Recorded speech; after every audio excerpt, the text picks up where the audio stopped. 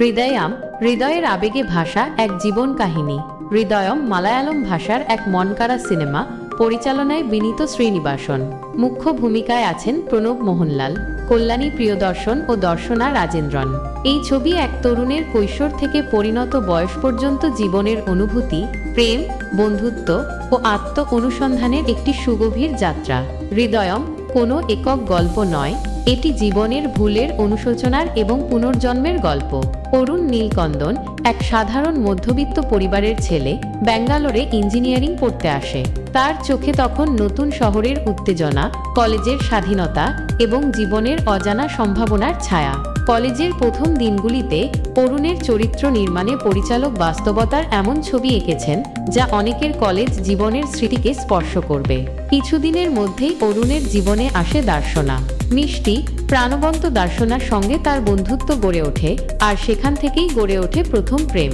সেই প্রেমে রয়েছে প্রথম চুম্বনের উত্তাপ, প্রথম ভালোবাসার কাঁচা আবেগ এবং ভবিষ্যতের অনিশ্চিত স্বপ্ন।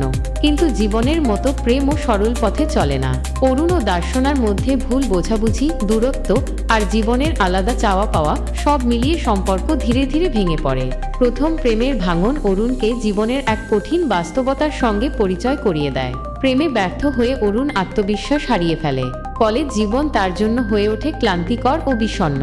একের পর এক ভুল সিদ্ধান্ত, হতাশা এবং জীবন থেকে ছিটকে পড়ার দ্বারপ্রান্তে এসে দাঁড়ায় সে। এই অংশে পরিচালক অরুণের ব্যর্থতা এবং পুনর্গঠনের সংগ্রাম অসাধারণভাবে ফুটিয়ে তুলেছেন। এখানে সেলফ ডিসকভারি বা আত্ম অনুসন্ধান থিমটি অত্যন্ত স্পষ্ট।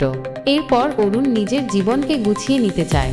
ইঞ্জিনিয়ারিং শেষ করে একটি ভালো চাকরির জন্য প্রস্তুতি শুরু করে। পরিবার, বন্ধুরা সবাই মিলে তাকে সমর্থন করে।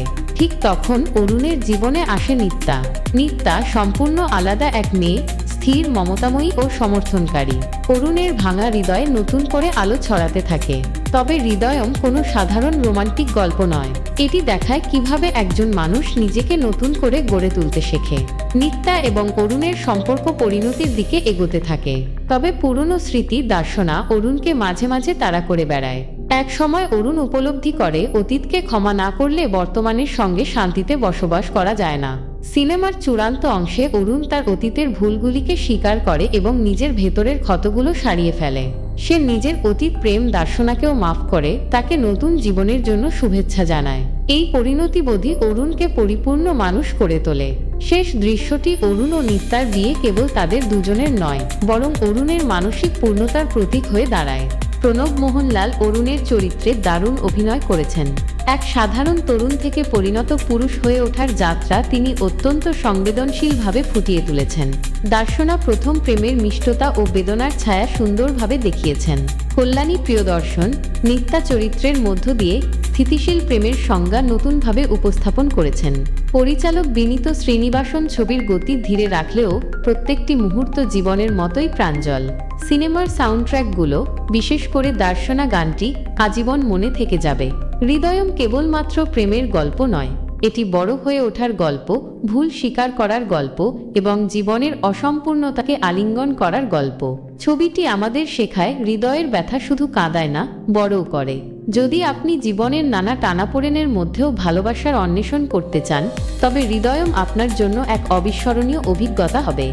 যারা আত্মার গভীর আবেগ অনুভব করতে চান, তাদের জন্য হৃদয়ম এক আবশ্যক সিনেমা।